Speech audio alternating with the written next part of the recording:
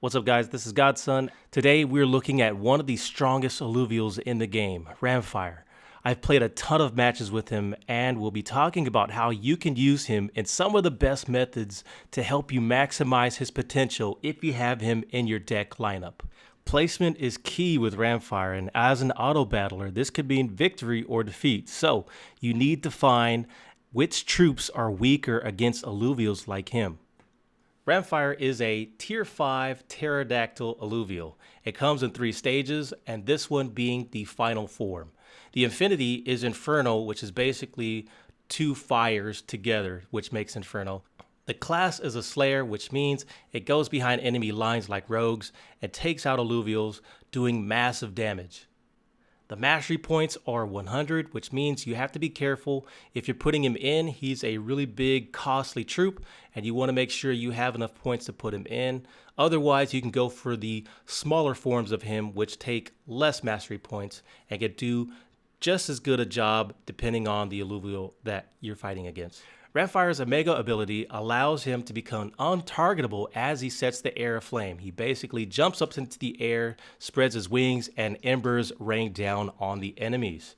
This is a 500 hex radius, dealing 600 OP energy damage and inflicting burning before dealing an empowered bite, which is 150% attack damage to their focus, which always critical strikes. Ramphyre's health is 2,100, the energy is 20, the attack damage is 210, the attack speed is 80, Omega power is 100, the range is 6, physical resist is 30, and the energy resist is 30.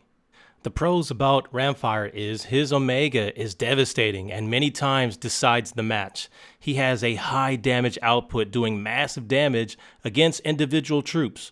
Also, the Omega's range is very wide, taking out troops in his radius. However, the cons are he is super strong, but there's a weakness to this. He can also be slow, taking out some of the weaker troops that have high dodge speed, and gets taken out fast if you don't protect him. Smaller troops like Vermi give him a hard time as they have dodge and can avoid his big massive attacks. So you really have to be mindful of where you're placing him and what he's doing. So the best methods to use Rhamphyre is he's really good against level 1 troops that are grouped together. Because his range is so big, he can really take out a lot of these weaker troops that can't withstand that damage.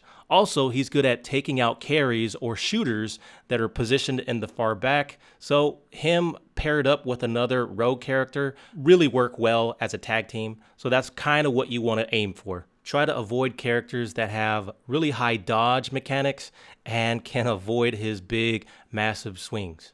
Rhamphyre is definitely a force to be reckoned with, and you will see a lot of people using him in late game because of the damage output that he does. So dudes, there it is. That's the breakdown of Rhamphyre. I will be posting tons of other videos of all the illuvials, breaking them down, how you can use them, the pros and cons when they come out. Subscribe and make sure you click the video on the top right to get to the next video if you want to see more breakdowns of other illuvials.